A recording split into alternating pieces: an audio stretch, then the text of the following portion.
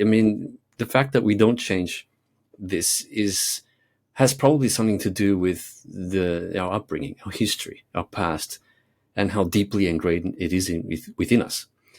So is the question about education? I mean, is that where the problem could be?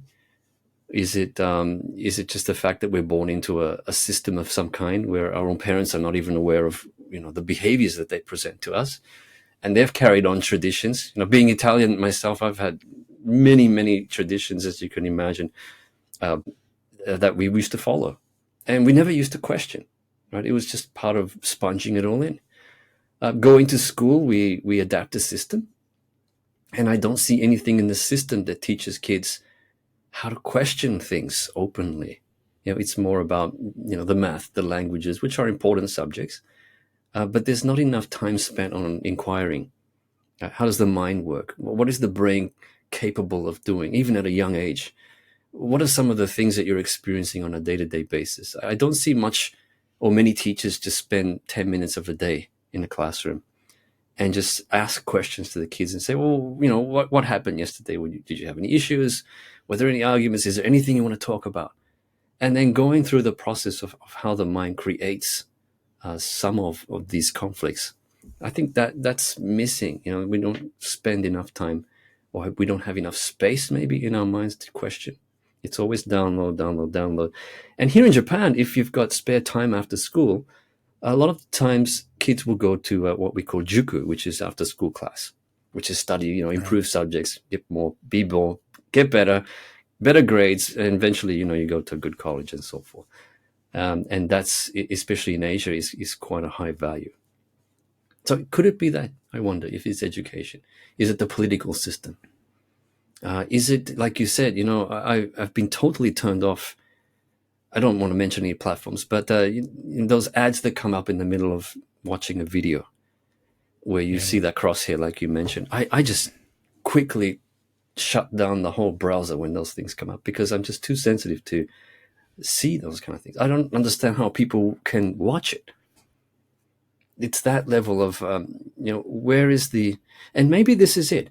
Have we been desensitized to life, to nature, to the basic, simple things that we used to have, that we still do, but we don't notice them anymore? Is it that desensitization through maybe, books? It could be playing games. It could have been movies. It could be anything. So there's that always playing. What's interesting though is in terms of just the space to question things, because I think when we're in a crowd and we don't have that space to just explore, I think where I found more of my own, not even morality, but let's say just a value system, and I don't mean this in some virtuous sense, but just observing how I react when I do certain things, and if it makes me feel good, if it makes me feel like my heart is closed or my heart is open, shall we say? And I don't know. I think that's found in the individual spending time either in quietness, stillness, observing their own thoughts, observing their own reactions to these thoughts.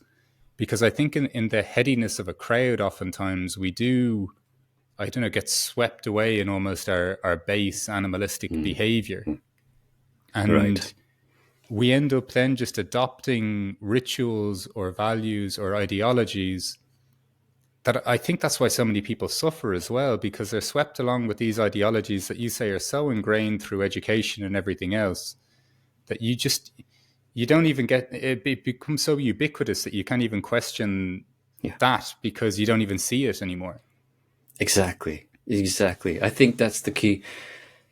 If there's room, if you have space to just chill out a little bit, and I think nature can come in naturally very handy, which is why it's called nature. But one of the things I've definitely done since the pandemic is just gone for walks. Daily, get sunshine. First thing in the morning, just go out there and put your hands up in the sky, feel the sunshine, especially in the middle of the winter. That makes a big difference. But, those little things that we think don't work or may just be like, whatever, those little tips actually make a big difference, because slowly, nature just sits with you. The more you walk on there, you don't have to have any headphones on, any music, nothing. Just sit in there. The more you start appreciating it, and then you start feeling a connectedness with the earth again. And from that, you start resensitizing yourself to the human being that you naturally are. I think that's definitely been a big difference in my own life. But you got to make that space.